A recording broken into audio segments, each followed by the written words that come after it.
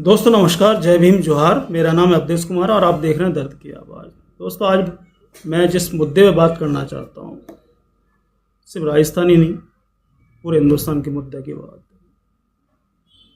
जिन दलितों को भूमि सुधार हो या भूदान आयोग हो, जो सरकार से ज़मीनें मिली थी भूमिहीन किसानों को, उन किसानों की आज स्थिति क्या है, पहले क्या थी, क्या वो अपनी जोत पे आज भी अपनी जोत कर पा रहे हैं कि नहीं कर पा रहे हैं। शुरुआत तो ठीक है, मैं राजस्थान में हूँ तो राजस्थान से बात करूँगा। भविष्य में है तो आपको उन गांव धाड़ियों तक भी लेके जाऊँगा जो राजस्थान में है, इसके अलावा अन्य प्रदेश में भी लेके जाऊँगा। स्थिति मैं ज़रूर बताऊँगा आपको। हुआ क्या है कि हम लोग आज बहुत लंबी लंबी बात करते हैं, बहुत बड़ी बड़ी बात करते हैं कि ये हो गया, फलाना हो गया, हर मुद्दे पे बात करते हैं। कोई भी सामाजिक संगठन हो या जनप्रतिनिधि हो या राजनेता हो या बड़े बड़े विद्वान जो कहे जाते हैं, जय भीम जय भारत के नारे लगाने वाले हैं, सबकी मैं बात कर रहा हूँ, एक की बात नहीं कर रहा मैं। उन्होंने कभी सोचा है कि इनके साथ क्या हो रहा है? वो आंकड़े कौन से हैं कि जो भूमिहीन थे आज भी भूमिहीन ही हैं, उसी पे मजदूरी कर रहे हैं, मालिक होते हुए भी। ऐसे बहुत से मुद्दों पे हम बात करेंगे कि सर मेघवंश के महासभा के अध्यक्ष गोपाल डैनिवाल जी के साथ, और उनसे जानेंगे कि आखिर हकीकत क्या है, कि जो चीज़ें कुछ थी कुछ बदली भी हैं क्या, जस की तस ही रही हैं, या एक राजनीतिक का मैं होके रह गई हैं, या सामाजिक तौर पर उभरी भी है, या एक मखौल बन के रह गया। ऐसे ही मुद्दों पे हम बात करेंगे। माननीय गोपाल डैनिवाल जी, सर आपकी दर्द की आवाज़ में बहुत बहुत स्वागत है। धन्यवाद सर, मैं आज एक आप विशेष मुद्दे पे आपसे बात करने आया हूँ। मुद्दों पे तो मैं बात करता ही रहता हूँ। विशेष मुद्दा ये है कि इंदिरा सरकार में, ख़ासतौर से इंदिरा सरकार इसलिए मैं बोल रहा हूँ कि उस समय पूरे भारत के अंदर एक अभियान चलाया था कि जो दलित हैं या जो भी पिछड़े हैं या आदिवासी लोग हैं जो भूमिहीन हैं, तो चकबंदी के तहत, जैसे उत्तर प्रदेश में चकबंदी कही जाती है कि यहाँ राजस्थान में क्या कहा जाता है वो एक अलग मैटर है, उसके तहत उन लोगों को कुछ ना कुछ अपनी ज़मीनें दी गई थी। तो वो उस समय ज़मीनें दी गई थी, आज उनकी स्थिति क्या है और उनकी हैसियत क्या है? देखिए, सरकार चाहे बीजेपी की हो या कांग्रेस की,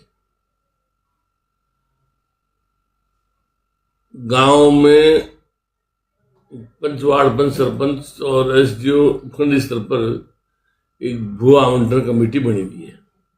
वो भू आवंटन कमेटी रिपोर्ट लेकर के और भूमि का आवंटन करती है। भूमि का आवंटन करके और नामांतरण भी उन लोगों के जिनको भूमि आवंटन होती है उनके खोल दिया जाता है। परंतु गांव में आज भी जमीन किसकी है और कब्जा किसी और का है। राज्य स्तर पर या उपखंड स्तर पर काफी अभियान चलाए जाते हैं। अभियानों में कागजी रह पाते हैं और वो वापस जो है कागजों में दिखाया जाता है कि हमने अतिक्रमण हटाया, जबकि वास्तव में वो अतिक्रमण हटाते नहीं है।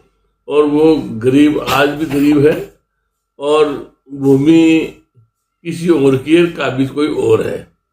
इसलिए मैं सभी पार्टियों से या सरकारों से यह आग्रह करते हैं कि एक विशेष अभियान पुलिस जाब्ता के साथ में अगर किया जाता है तो ऐसा संभव हो सकता, अन्यथा ऐसा असंभव है।